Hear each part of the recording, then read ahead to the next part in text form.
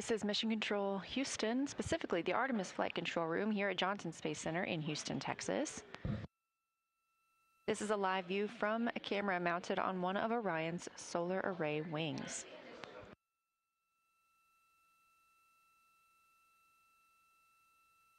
Interestingly enough, each of these solar arrays provides enough electricity to power 2 3-bedroom homes.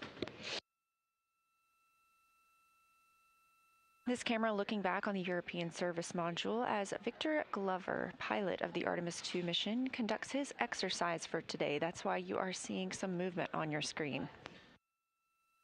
We are mission elapsed time 5 days, 22 hours, and 2 minutes into the flight of Artemis II, the first flight of humans aboard the Orion spacecraft. And if you are looking for the press conference that was slated to start at 3:30 p.m. Central, we are now expecting that to start closer to 3:45. You're in the right place.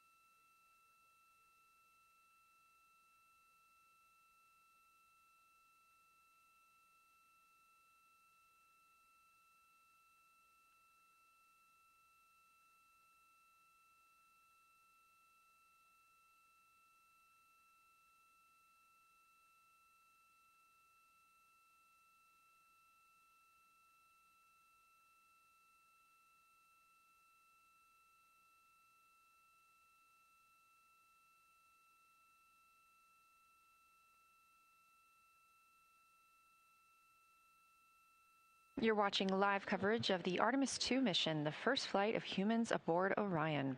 This is a view coming from outside the Orion spacecraft on one of the solar array wings, pointed back at the spacecraft. And as we mentioned, you see some movement because NASA astronaut Victor Glover is in his exercise period for the day. The crew is having a little bit of a quieter day after a very busy schedule yesterday, photographing and recording observations about the lunar surface as the spacecraft approached just about 4,067 miles away. Our distance to Earth continues to shrink now as we are preparing for splashdown on April 10th.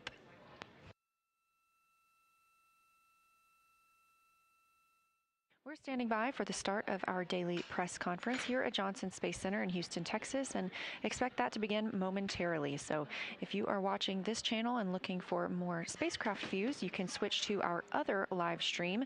Otherwise, you can stay.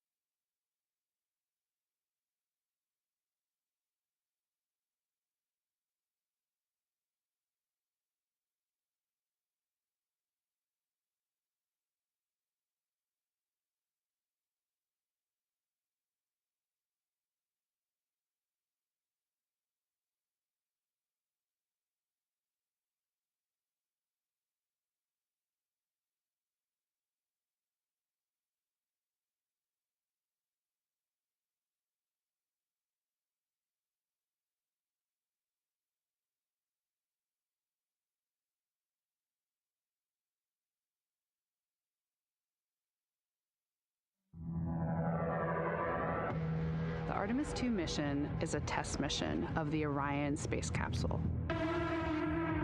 Artemis II will be the first time we put humans on this rocket. We're going back to the moon because it's the next step in our journey to Mars.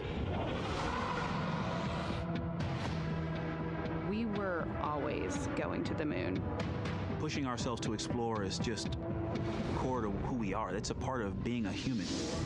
And liftoff. We shall return. Continuing to test out every bit of Orion. Coming back to Earth, 7 miles a second. When humanity sets big goals, we can bring together genius from around the world. You have the best people on planet Earth putting this vehicle together. That's what's up. To innovate for the benefit of humanity and to inspire the world through discovery. And here we go.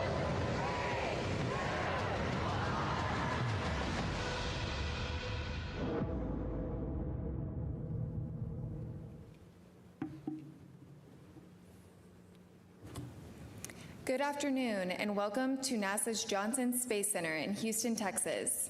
I'm Bethany Stevens, and we are here today to provide a status update on the historic first crewed test flight of the Orion spacecraft post-lunar flyby. On our panel today, we have NASA Administrator Jared Isaacman, Dr. Lori Glaze, head of Artemis, Rick Hinfling, Artemis II Flight Director, Kelsey Young, Artemis II Lunar Science Lead.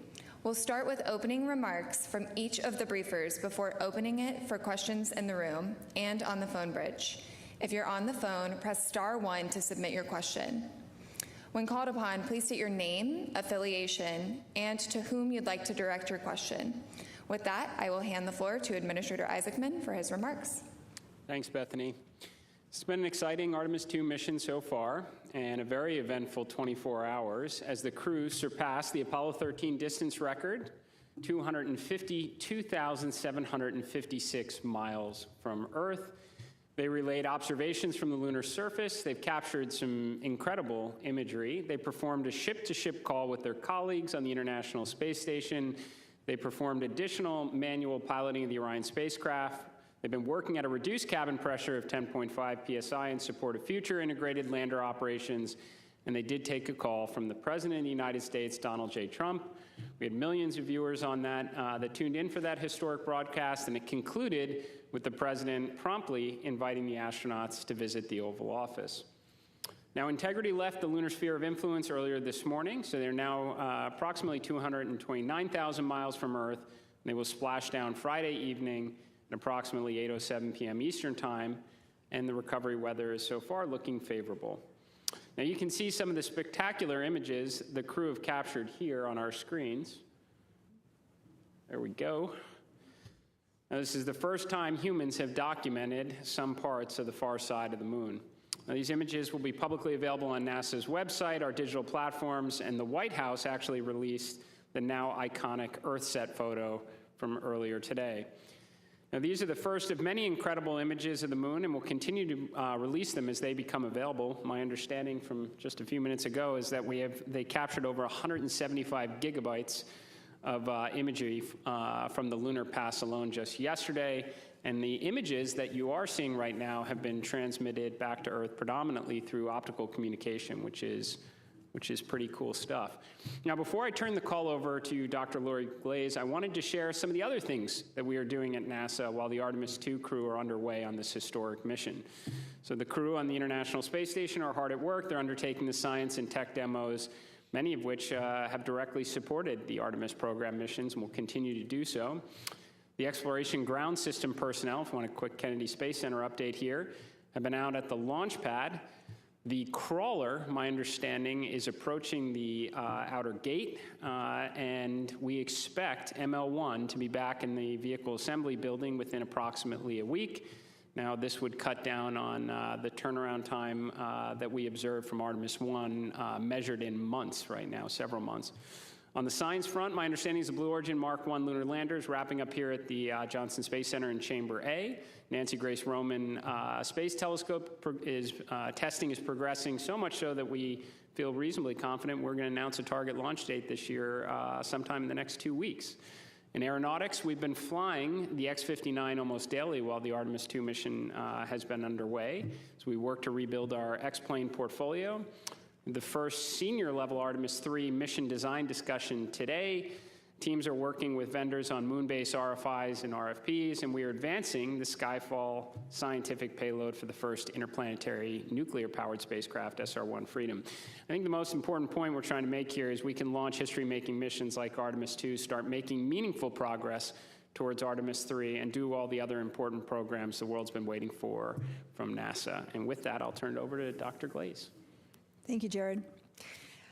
I just have to say, wow, when I look at all of those images that were scrolling by. I hope all of you are as inspired as I am. I know as they continue to be downloaded, they're just absolutely stunning, and we really hope that they are inspiring truly everyone in the world. As the crew surpassed their record for the farthest distance, as Jared just mentioned, when they traveled on the far side of the moon, they offered some compelling words, and I love this. They said they challenged this generation and the next to make sure that this record is not long-lived, and I love that because we have big plans to go not just back to the moon on a regular basis, but beyond. And then, of course, while it's been really exciting here the last couple of days, as we've been watching all of the activity in Orion, we still have to ensure that Reed, Victor, Christina, and Jeremy return home safely on Friday evening. So we're pretty focused on that now, making sure that they get home safely. I will just say a couple of things about yesterday's operations. Really provided a great opportunity to test how our flight operations teams and our science teams are working together in real time with the crews at the moon. And in fact, from my perspective, one of my favorite things about watching all of the amazing data that was flowing down yesterday is thinking about how so much of NASA is working together in order to enable all of what you're seeing.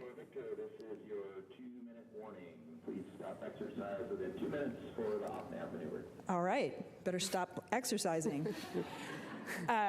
But as I was saying, what's really great to see everybody working together. So I think about our exploration programs that are supporting our transportation systems like Orion, working with our flight operations and our flight directors, all of the ground teams that are supporting, including the science team supported by the Science Mission Directorate, thinking about our crew that are actually performing the work, and then the payloads that have been provided that they're using. So everything that you're looking at isn't just, it's not just the pretty pictures, it's a huge chunk of NASA working together to enable that.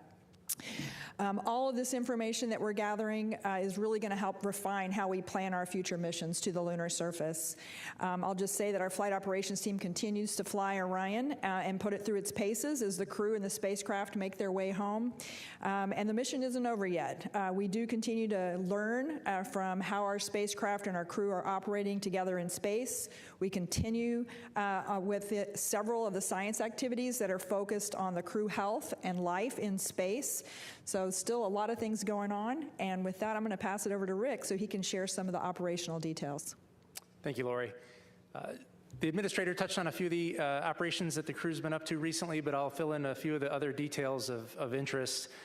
Since we last met Sunday evening, the crew performed the first orbital trajectory correction maneuver, outbound trajectory correction maneuver number 3. It was 10.4 feet per second. The burn duration was 19 seconds, and we used our auxiliary thrusters on the service module. Obviously, yesterday was the big day with flyby, and I'll save all those details for Kelsey, but you know, we had some really poignant remarks from the crew, and I can assure you there wasn't a dry eye in mission control when the naming of the 2 craters was announced by Jeremy. As part of the lunar flyby, the crew made their pass closest to the moon, flying at 3,138 miles per hour relative to the surface of the moon. And now they're on their way making their march back home to Earth. We bid a temporary goodbye to the moon earlier today at 1:23 p.m. Eastern Time. That's the milestone where we exited the lunar sphere of influence and we're back under the control of Earth's gravity. As for today's operations, we had a couple of public affairs events. The crew is going to have, each of them will have a conference with their family members. We'll have some routine medical checks. And then in the evening, we're going to perform the first return trajectory correction maneuver. It will be 1.3 feet per second. It'll last about 15 seconds, and we're going to use the service module reaction control system thrusters to do that burn. We expect that burn to occur about 9 p.m. Eastern Time. Finally, I'll conclude my remarks with acknowledging that the USS John P. Murtha has left port and has started steaming out to the midway point for the recovery of Integrity and her crew later on Friday. That's all for today's operations update, so I'll hand it over to Kelsey. Thanks. Spirits are very high. We did what we set out to do. The lunar science team and the crew prepared extensively, as we talked about a couple days ago, for flyby, and I hope you all saw that yesterday during execution. We confirmed, as Lori mentioned, that we can, achieve science through orbital observations and through integrating science into flight operations. And as Rick just said, we left temporarily, and we're looking forward to integrating all these lessons learned in future missions. I can't conclude opening remarks without diving into science detail, so forgive me just a couple deep dives. Impact flashes, over a 30-minute observation period, and this was largely during that time of the eclipse, crew observed several impact flashes. We did have citizen scientists here on Earth also looking for flashes, and I know that the Lunar Reconnaissance Orbiter team is hard at work trying to identify evidence of those impact flashes that the crew observed. I did have a chance to have the post-flyby crew conference with the crew this morning, and we asked a lot of follow-ups on those impact flashes. Impact flashes are caused by micrometeorite impacts hitting the moon, and they really help tell us about the dynamic lunar environment, which is, of course, also important when we think about future missions. I don't know if I expected to have the crew see any on this mission, so you probably saw the surprise and shock on my face. And though I was not in the science evaluation room, I heard that there were audible screams of delight. So, a very excited science community. You've heard me talk a lot about the importance that human explorers bring to scientific exploration, especially around observations of color. And so I'm sure all of you, like I was eagerly awaiting if they saw any other colors other than black, white, and shades of gray. You heard that they did indeed. Right away, they started describing the green around Aristarchus Plateau and different brown hues. And these colors really help tell us nuances about the chemistry of lunar material, especially the greens around Aristarchus. That was exciting. That's something that we can all see from here on Earth. And so I encourage you all to go out and look at the moon tonight and look for Aristarchus and imagine those green hues that the crew members saw. You heard a lot of discussion, especially from our pilot, Victor Glover, about the Terminator, which really, to our mind, highlighted the benefits and also the challenges for future surface operations. The lighting conditions along the Terminator that the crew experienced yesterday do mimic, in many ways, the lighting conditions of the South Polar region. The low sun angles, the dramatic lighting causing, the extreme shadowing, and illumination also accentuating topography. This is really important for our agency's future moon-based plans and understanding how crew member observations can contribute to future mission planning. And finally, the Artemis II crew, in a very poignant moment, offered proposed names for two unnamed craters in the moon's eastern hemisphere: Crater Integrity for their vehicle and Crater Carroll for Commander Wiseman's late wife. I think we have a picture. Yeah, thank you. Upon return, the crew does plan to submit these to the International Astronomical Union as consideration for official names. There was, as Rick said, not a dry eye in the house. Really poignant moment, and that we were really glad to observe them describing. And with that, I think we can take questions. Yep, we will open the floor and take questions, and my colleague Will over here will pass along the mic. We can start with you, Jackie. Thanks so much. Jackie Waddles with CNN. I don't think there was a dry eye on Earth when Carroll Crater was named. I was just curious, was Reed aware that that was going to be something that the crew was going to do? I was just curious if there was any pre-planned discussions and they were just kind of looking for the crater, or kind of how that came about. And then really quickly, I also wanted to just check on a toilet status update. We heard this morning that I thought I heard some chatter around it being considered, a reentry issue now. Like, is the toilet out of commission until they get back, or where does that stand? Thanks. I'll take the second part. Okay. Yes, I know the crew put, a lot of, obviously, thought and pre-planning into what you heard yesterday. It is my understanding that he was aware prior to yesterday. And the toilet remains operational. The challenge that we're working through is evacuating the wastewater tank. The vent is a lot less than we were expecting, and so we're having to fall back to some other alternate means other than the toilet. But what you overheard on the spacecraft or on the Orion to Earth channel this morning was us deferring some maintenance on the toilet. Typically, when you have 4 crew members using it throughout the day, nominally, you have to do a maintenance activity once a day, and with a lower use rate, since we're not able to vent the wastewater products, we don't need to do the maintenance as often, and so that's what that exchange was about. Thanks. Irene Klotz with Aviation Week. I'm over here. Jared, that's a pretty impressive and full portfolio of missions you outlined that NASA's involved in now. And without getting you in trouble with your boss, are you going to be able to defend an $18.8 billion budget, $5.6 billion for 27, or are you prepared to kind of work with Congress to see if the administration will support more Thank you. I will say we'd like to keep the focus on what we were speaking about today and then move on to other questions like that at a later date and keep the focus on the mission. Thank you. Mark Strassman, CBS. I feel as though I talked to about 10 people off campus today, and they all wanted to ask me about those remarkable images. And so they asked me, so I'm going to ask you. Have you seen anything in those images that surprised you? And what about those images touched you? Take that, Kelsey? Sure. Oh my gosh. When I woke up this morning, I've spent most of my morning just flipping through, the thousands of images that have started to come down. And there is something in every image that surprises me, right? I mean, you might think that after looking at hundreds of images taken of the lunar surface, I would get sick of it. I have not, nor do I anticipate getting sick of it. It's just their experience and the amount of time and the rate at which they were moving. Every vantage point is different. You heard them audibly describe yesterday, wow, I'm looking at the same feature as I was 10 minutes ago and it looks different, right? And the images reflect that.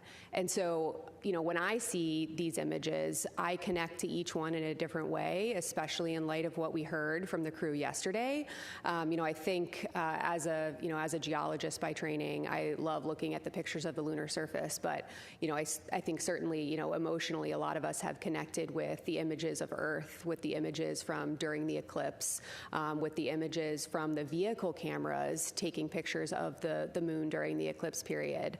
And while they are inspirational and I think allow all of us to, really feel a little bit of what they were feeling, there's also a lot of science hidden, inside of those images. And I can tell you that right now, as we speak, there is a science evaluation room full of several dozen scientists who are already getting going on those images.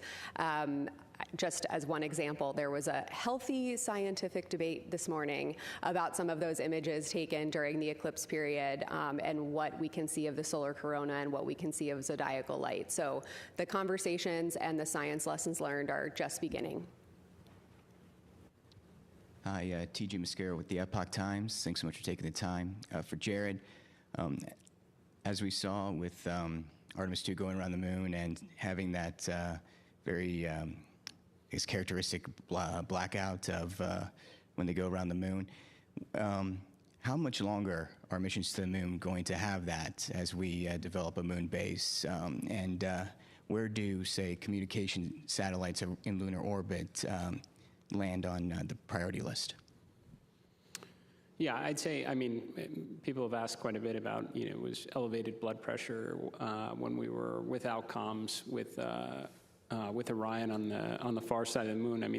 We have comm issues in LEO relatively, routinely. Certainly our operators train for it, our astronauts do as well. But in terms of the bigger picture, can we do better? For sure, right? We've talked about, prioritizing observation and comm relay satellites for lunar operations so we can bring the world along with us as we build out a moon base. And I think I was in a meeting not that long ago where we described it as if not the platinum age for commercial communication capabilities, certainly the golden age. We're very close.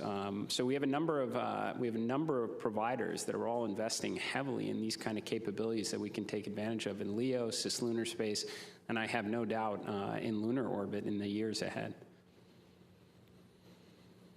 Hi, Kay for Interstellar Gateway. Thanks for doing these. This is really cool. Jared, question for you. Can you speak on the responsibility of what being the administrator during such a pivotal moment means? And secondly, I'm speaking on behalf of musicians around the world and bands. I have a band called Chasing Satellites, and will there be potentially an opportunity to submit music for a future Artemis mission for the wake-up calls? That was really cool to be a part of and to watch as a musician. Certainly. So I think I've described before that I thought that certainly felt a lot more pressure, being on the outside and responsible for a human spaceflight mission than being in the vehicle itself, especially a mission such as Artemis II, which kicks off so many other exciting ones to follow as, we return to the moon and build that enduring presence to learn so that we can undertake even grander missions, as Dr. Glaze referenced, beyond the moon in the future. So I think it is a great responsibility, but you derive confidence from all the expertise that exists within NASA, the workforce, our commercial, our international partners that come together for a moment like this, all the testing that goes into it, and the fact that we have this playbook before and we're running it. Now, in terms of contributions for music and future wake-up music for subsequent missions, I hope we're running so many missions to and from the moon in the future that we're going to have to cast a very wide net for creative content. So.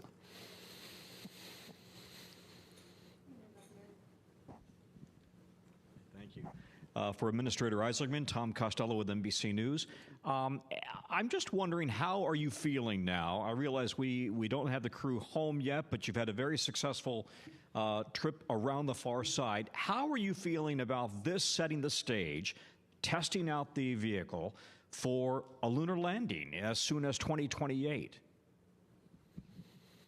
Yeah, well, I mean, I'd say for this mission, we're certainly off to a good start. I mean, clean launch, and the vehicle has been doing well. I've made commentary early on that I like that we're talking about, water access valves and cabin temperature and even plumbing issues, for that matter, for all the things that we could have been potentially talking about prior to the mission underway. But I'll breathe easier when we get through reentry and everybody's under chutes and in the water. In terms of getting ready for the subsequent missions, it's kind of why I picked some of the words that I did at the beginning of this press event, is that a lot of people's rightful attention right now is on the crew of Artemis II, especially here at JSC and Mission Control, especially the recovery forces that are now making their way out to bring this crew back to their family. And for everybody else, we've got the other things to get done, including thinking about Artemis III. It's why I was very happy that the crawler is making its way out to 39B right now. We've got a timeline to get it back in the VAB, ideally in a week. That would cut down on the turnaround, I think, by 3 months compared to Artemis II. So we can undertake, again, world-changing missions like Artemis II right now and get ready for the next ones at the same time. Hi, Josh Dinner, Space.com. Has this mission revealed anything about life aboard Orion, crew workload, flights in deep space, or maybe something unexpected that will shape how NASA and Artemis crews approach preparing for future missions? You want to take that, flight ops? Yeah, that's a really interesting question. We've learned a tremendous amount as part of a lot of the flight test subjective activities we've been doing. I think we have a couple of problems that we still need to work out, but Orion has shown itself to be a very capable capsule for beyond Earth orbit space travel. And I think the things like, as the administrator talked about, the things that we're going to have to improve upon for Artemis III are relatively small and incremental in nature, as opposed to wholesale redesigns of spacecraft subsystems. So overall, I'm extremely pleased with the performance of the spacecraft and how it's served as a campsite for our 4 crew members. We'll go from Marcia to Eric and then do a couple on the phone bridge. I'm Marcia Dunn, Associated Press for Dr. Young. It's hard for me to know how quickly these pictures are coming down. How many would you estimate that have come down so far of the moon?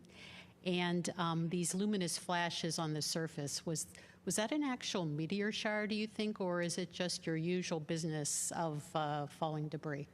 Yeah, so the team, the FOD team, is working really hard to bring down the images as fast as they can. Of course, we also have other vehicle data that needs to come down as well, but the team is working really hard to try to get those images down and of course, get them out to you guys as well. As of the time I left Console, roughly an hour ago, there was just over 50 gigabytes of data from yesterday that had come down. Of course, every image does not exactly have the moon in it, but it is taken from within the lunar observation period. So we're working really hard to get those down, as well as the audio files that the crew were taking. That's a really rich scientific data set because it captures the nuance of what the crew were seeing. You know, we heard a few of those per hour in those science situational reports you were hearing yesterday, but there are multiple hours of recordings of, you know, meaty science observations, about 2/3 of which we've been able to get down so far, and our team has already been looking at that, you know, those couple hours of transcripts and audio files. As for the impact flashes, yeah, absolutely. I mean, we think they saw at least 4 and possibly up to 6 impact flashes. Again, I talked to them about that just this morning in the crew conference with them. I think, you know, we you know, it's very early to tell, right? This happened less than 24 hours ago. Our teams are looking at it now, and spacecraft like the Lunar Reconnaissance Orbiter will be really helpful to try to help us narrow in on that. But the lunar environment is a dynamic place, and we have a lot to learn about it. You know, LRO has returned a lot of information about the lunar environment, but observations like this are a critical part of our understanding, which will pay dividends for future surface exploration. Eric. Eric Berger, Ars Technica. There's a question maybe for Jared. So why haven't we been back to the moon in 53 minutes? I'm just kidding. So you brought up the Artemis III mission design. Can you bring up sort of, or talk about the 2 or 3 hardest problems that you're tackling? Sort of, you talked about the mission design meeting today, but sort of the 2 or 3 hardest problems you're tackling right now to make sure that launches next year.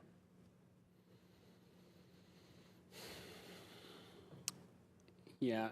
So I don't want to get too far out in front of a mission that's underway right now. I would just say that there are a lot of things based on the information we have available today, from feedback from our vendors, that we know are achievable. And I think one of the questions probably will just be what the initial orbit will be for Artemis III. Is it going to be LEO or HEO? And I think that we're all going to have some sense of which one, and there's pros and cons for each of them for sure. We're all going to be able to have some sense about which path we'll likely go down based on launch cadence of our 2 HLS providers, both of which have launches coming up, I would say, in the next month or less right now. So a big key to our strategy, not just to return to the moon, but to stay and to build a base, is going to be rapid reusability of heavy lift launch vehicles. So the more they get experience doing that, the more options that are available for us for Artemis III. But I'd say right now, we certainly have a good plan for that mission. Will help us buy down a lot of risk in advance of a landing for Artemis 4 in 28. Jeff Faust with Space News. Hi, Jeff Faust with Space News. Question for Dr. Young. Now that you are going to get all of these images and verbal descriptions and annotations, what's the plan for the science team in the days and weeks ahead to go through all of that data and see how they address the 10 science objectives that you laid out for this mission? Thank you. Oh my goodness, what a good question. We have a lot of data to get through. Like I said, it has already started. We had teams working overnight, after the crew went to sleep, as soon as we started getting data down. I will reiterate that we will be getting all mission data relevant to lunar science archived and made publicly available within 6 months post-splashdown. So these are all of the images of the moon, these audio files, and even the annotations. But in the meantime, over those next 6 months, we're also going to be preparing 2 reports that we also owe to be publicly released within 6 months post-mission. One is a science operations report that describes, how our team was structured to integrate with flight operations to accomplish our objectives. But relevant to your question, the second one is a post-mission preliminary lunar science report. And so we are going to be going objective by objective with those 10 lunar science objectives you referenced, looking across this entire, really rich, robust, but very large data set, and really trying to understand what data we got relevant to each objective, but set up the community for success so that they can access those data and help us answer these fundamental driving science questions. The lunar science team for this mission, it was our charter to develop the objectives and to maximize the science value out of this mission. We'll be doing an initial assessment over 6 months, and then we're really eager to see what the community is able to do with these data. We'll move to Ken Chang with the New York Times. Thank you. So I have some questions about the optical communications. How was the performance like? How many gigabytes was sent? What was the data rate? How does that compare with what was expected? And how does it compare with the usual way of sending data back? And it seems like it's been almost operational already and not just a test. Thank you. Yeah, I think the question was relative to some of the data rates for the optical communication system. I'll just give you a stat from overnight that we heard from Console. We got 20 gigabytes down in a little more than 45 minutes. That's orders of magnitude more than we get via our S-band telemetry system. So optical comm has been working really well, and hopefully we can take what we learned on Artemis II and expand its operational capability and its implementation for future missions. And now we will move to Lauren Grush with Bloomberg.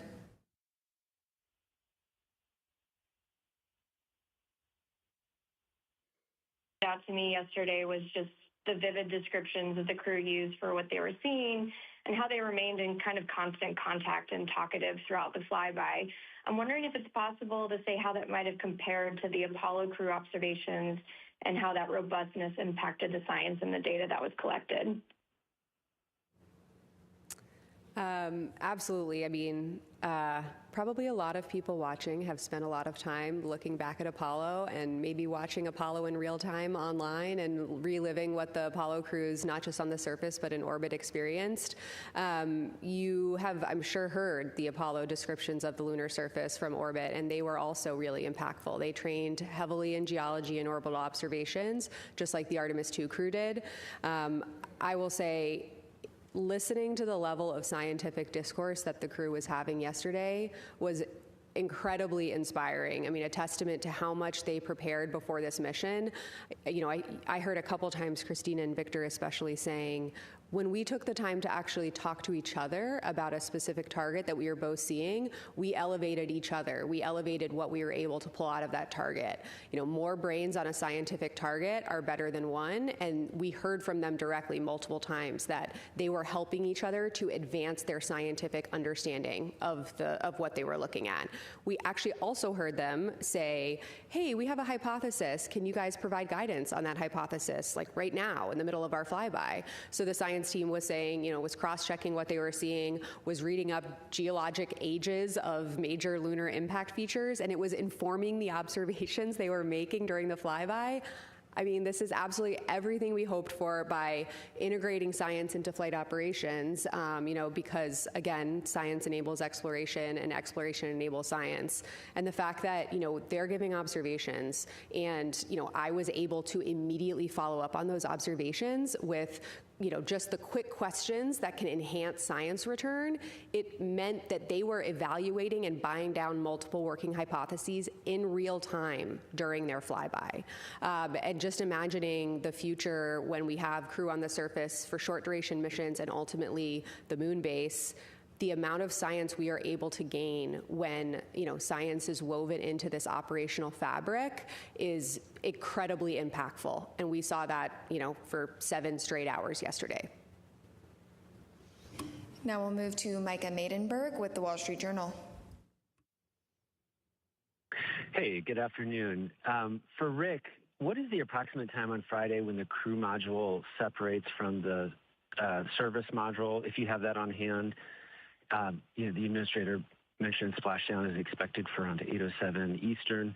And then any color on kind of reentry prep work ahead for the crew and mission control between now and Friday. Thanks. Sure. I'll start with some of the times. The crew module and service module separation is going to occur about 20 minutes before entry interface. So that separation will be at 7:33 p.m. Eastern Time. We expect entry interface about 7:53 p.m. Eastern Time, with a splashdown around 8:06 p.m. Eastern Time on Friday. As for the preparations that the ground and the astronauts are doing today to prepare for entry, or today and future days, a lot of it is all of the science equipment and cameras and tablets and reference material that got unstowed in support of the flyby. Well, we have to put that all away. We have to pack up our suitcases and get ready to come home. And that takes time, and so we are laying out a plan to make sure that the crew gets everything packed away in time to get their suits on and get in their seats to perform that final trajectory correction maneuver on splashdown day and come home.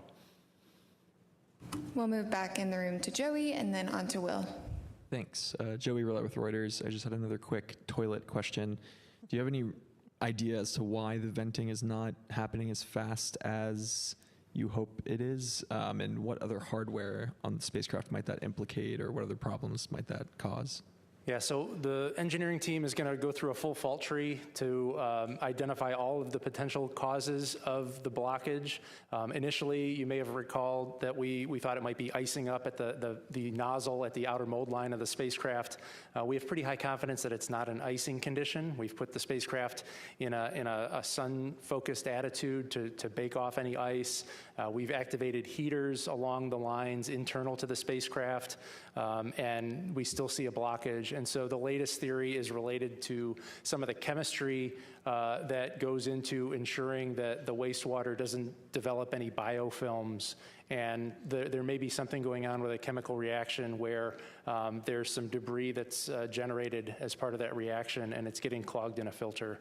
But again, we don't have root cause, and once we get the spacecraft back into the processing facility in Florida, we'll be able to get access to all the components and do a real detailed fault tree to identify the root cause. Hi, Will Robinson-Smith with Spaceflight Now. Thank you all for taking the time.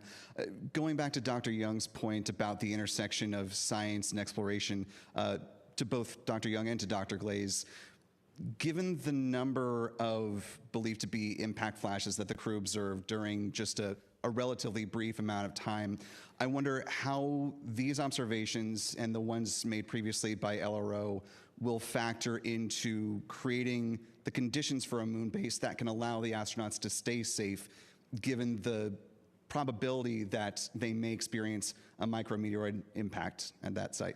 Thank you. Want to say anything? Well, I do think that the data that we're collecting with these observations, and as you noted, the LRO data that we're continuously collecting, we have been for quite a while, all of that is being fed into our plans and making sure that we understand what all of the variety of risks are. There's many that we're looking at, and of course micrometeorites being one, as we start to establish infrastructure on the surface and understanding those rates. These kind of data really help inform us as far as what we can anticipate. And of course, the different parts of the moon, down at the South Pole, maybe a little slightly different rates than we would see higher up at higher latitudes. So we need to compile all of those data and understand where, what those impacts might be. Hi, Nick Notari with ABC 13. A question about the scientific stuff that you found yesterday. I know the question was asked about what was inspirational. I talked to Joel Kearns yesterday, and he had told me, I'm just looking at his quote, as a scientist, I can tell you what's most inspirational is when you're pouring through something you're working on and you realize you're seeing something that nobody else has ever seen before. I know you talked about the impact flashes, but is there anything else that no one else has seen before that you guys have already saw? And then also explain to us on Earth that maybe this is high level over our heads, how what was photographed or taken yesterday could maybe give us some answers on our planet of Earth. Thank you. Yeah, lovely questions. I might just give a specific example of something I heard from the crew yesterday. My background's in geology and specifically impact cratering, so every time they describe those beautiful basins, I get really excited. They did describe Ohm crater a couple of different times, and they noticed a variety of different color and albedo hues associated not just with Ohm, but with the rays that extend out from the crater. This could indicate, impact impact events are really compelling for a lot of reasons. Obviously, I'm quite biased, having written my PhD on them. But they can excavate material from great depths below the surface, which means they're kind of like a geologist cheat code, right? Where you can't get all the way down there by yourself, but when an impact has brought up that material for you, it can actually perform that excavation, and we just need to send the crew to the right spots on the surface, and they can actually look at depths far below the surface. And I bring that up here to say that what the crew observed around OHM yesterday was they actually noticed color and albedo hues coming out in those rays, and they noticed that they were distinct and different and evolved along the ray systems, which could potentially lead us to believe that that crater excavated from distinct depths below the surface of the moon. So it's those kinds of nuanced observations that can ultimately inform future landed missions, future crewed missions, to understand where can we go to maximize the scientific value. These ultimately get at chronology of the solar system, at how the inner solar system has evolved over time, which connects to, the moon being the witness plate for our planet and for the inner solar system.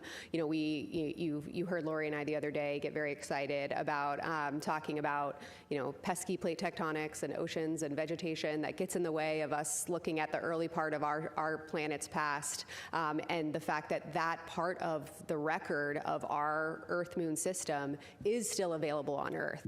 Well, where it's available is the highlands, the far side highlands, and the South Pole. Specifically, the South Pole has the South Pole Aitken Basin, which is my personal favorite lunar and planetary science objective. It's the oldest basin in the solar system. If we can get the right age constraints on that basin, it can help us anchor the chronology for the entire solar system. And so crew observing things like they did with OHM, where they can say, with my eyes, I can see this distinction, which can ultimately tell us that future observations of high priority landing sites could tell us something similar.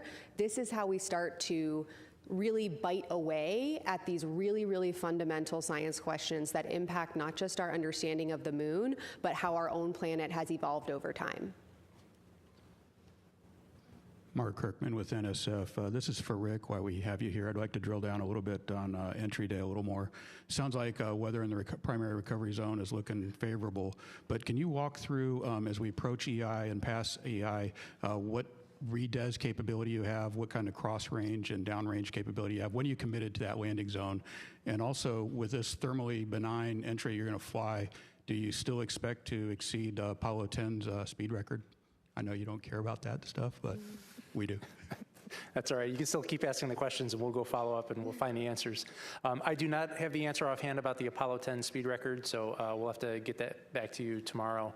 And tomorrow, I'm actually going to provide a lot of detail about the sequence of events for entry, as I'm the entry flight director for Friday evening splashdown.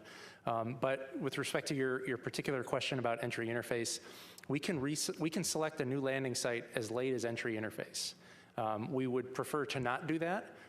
We like to give ourselves a little bit of margin, but we can adjust the latitude and longitude of the site, and the spacecraft will fly to those coordinates so long as we get that command up before entry interface. So we're going to make a decision far in advance of entry interface to know where the splashdown site will be, because our top priority is to ensure that when Integrity and her crew of 4 splash down, that we have the recovery forces right nearby to help get them out and get them back to the recovery ship. So we have about a 475 nautical mile range. I can't do that conversion. But 475 miles of ocean within which we can select the most acceptable weather. And as you said, weather near San Diego looks favorable, so I'm optimistic that we'll be able to land close to the shore. Tom Clark with Sky News in the UK. First of all, congratulations on the flyby and those breathtaking images, and thanks for doing this too. There's been a lot of focus on the toilet, but I'm looking to get a kind of overall perspective on how happy you've been with Orion and the European Service Module. What are you definitely going to have to fix before you fly it again, and how confident are you looking ahead to re-entry? I'm not sure I heard the end of the question. You talked about how the Orion is performing, and it's performing spectacularly. I have to tell you, our Orion team is so pleased with really everything, the way that it's performing, the engines, the manual control that you've heard us talk about several times, that the crew have just gone over and over about how well that's performing, how nicely the Orion crew module is handling. The service module, again, providing everything that we need. Yeah, we've had a couple of challenges, but overall, I mean, I think they're pretty minor in the whole grand scheme of things. The hardware itself performing extremely well. We're really looking forward to turning this around and flying again in a year, and then again a year after that.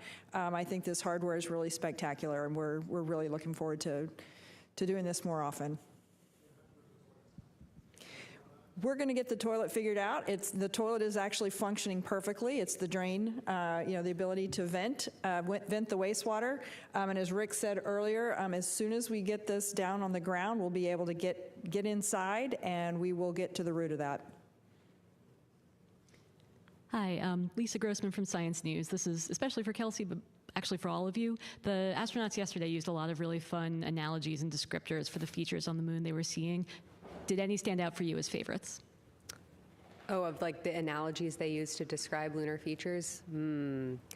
Yes. I liked the handprint, and that actually, we had a team working overnight to figure out exactly what they meant. They found it this morning. They were very excited to figure out exactly what they were talking about. I think, we train them, to be totally blunt, we train them to describe it like they see it. Tell us what speaks to you and how you can communicate it back to us. And so I think Christina delivered on that ask when she described a feature as looking like a wound. We do agree. I'm not sure it was my favorite lunar descriptor I heard yesterday, but it was evocative, and she was right. It did indeed look like a wound. And I was also really resonating with the way that several of the crew members were trying to, in the spirit of wanting to have a scientific dialogue, right? They had science questions they were trying to answer, and they were asking us some pretty sophisticated questions real time. And so to bring us with them on what they were seeing, the way that they were cluing us in to how they were moving across the moon by saying, take this feature, draw a line from that to this, and then continue going, and this is the feature we're looking at. Help us use that as a waypoint. It was an incredibly impactful way to have our team be ready to very quickly provide them with answers to the science questions, which is, again, important, not just because, of course, we want to support our crew at the moon, but when we can respond quickly and understand what they're looking at, it maximizes science, because we can immediately ask the follow-up question and have them burrow in even deeper on those multiple working hypotheses. So the descriptions are not just great to clue us into what they're seeing, but it really helps us in real time maximize the science we're getting out of, in this case, a 7-hour flyby. I'd like to just comment real quickly on one of my favorite. It wasn't actually a lunar observation, but it was during the eclipse, and they were looking at the planets that could be seen. You could see Mercury, Mars, and Saturn. And Venus, yeah. And Venus on the other side, yeah. But they're looking at the planets, and I can't remember who said it, said one of them looks kind of red, and Kelsey's observation was, that's Mars, you're looking at your future. And I thought that was spectacular. Thanks. We only have time for a couple more questions. I'll pass it over to you, Jonathan, and then we'll do one more. Thank you. Jonathan Seri with Fox News. I would love to know about the logistics that went into the ship-to-ship call. If you could explain in layman's terms, how did it work out? And perhaps more importantly, what was the symbolic impact of that call? So the logistics, we have done a number of public affairs events on integrity throughout the mission. We do them multiple times a week on the space station, and everything goes through Houston. So the data comes through the Deep Space Network, through the Jet Propulsion Laboratory over to Houston. We have audio and video technicians here in Mission Control who can reconfigure the routes for the data and send it to the appropriate destination. We do public affairs events down from the ISS through the tracking and data relay satellite system. And so that's something we do all the time. It's just a matter of connecting the two wires. And so logistics were really quite easy despite the distances. Yeah, maybe I could add too. I was in the flight control room this morning for that call, and something I observed that I didn't anticipate. Of course, we're expecting the crew joy at talking and connecting to each other, but looking around the room at the other flight controllers, and actually the viewing gallery was open for other FOD employees to observe. This is a team sport. So many people, thousands of people work to enable this, and seeing the joy on everybody's faces as these two missions flying at the same time had this moment of connection is going to stay with me as a moment of inspiration from this mission. Yeah, and I would just add, in terms of it being symbolic, it is certainly a step in the right direction. It began with a single person in a Mercury spacecraft, and we progressed to 2 spacecraft at one time. Now we've got an international space station while a spacecraft is coming back from the moon.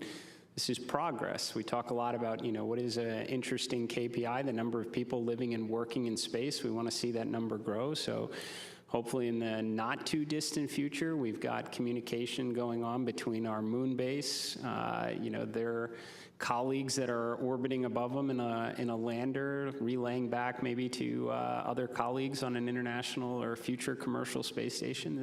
These are all steps in the right direction for the exciting future that many of us were probably imagined as children and we're trying to bring into reality. We're going to do last question. Hi, Dr. Allison McGraw, Mysterious Meteorites from here in Houston, Texas, for lunar science lead Kelsey Young. Are there going to be any science data available of perhaps the color data for the impact flashes or trajectory directions they came from? I asked the crew about that this morning. Any color? How long did they last? Where were they? And Reed and Jeremy, as I was talking to them, had their crew tablets out and they were making annotations and sketches on what they saw. They did just report this morning in our conversation that they didn't observe any color to them and that they were very, very brief, but they did provide sketches on whereabout they saw them. And so again, like I said, we're going to use the Lunar Reconnaissance Orbiter to try to, track to those features and try to identify what they saw. Trajectory is going to be hard, but Lunar Reconnaissance Orbiter data can help us pull that out. What we really wanted to do before the crew, splashed down and got distracted with all of the things they're going to be doing here was capture that nuance before it got overcome by a lot of other mission events. So we were able to capture a lot more detail this morning in my conversation with them, and the LRO team is off to the races. Great. With that, thank you for joining us today for our mission status briefing. We will have another briefing tomorrow. Until then, you can continue to follow along with the mission 24/7 on NASA's YouTube channel, and we will leave you with these beautiful images captured by Integrity.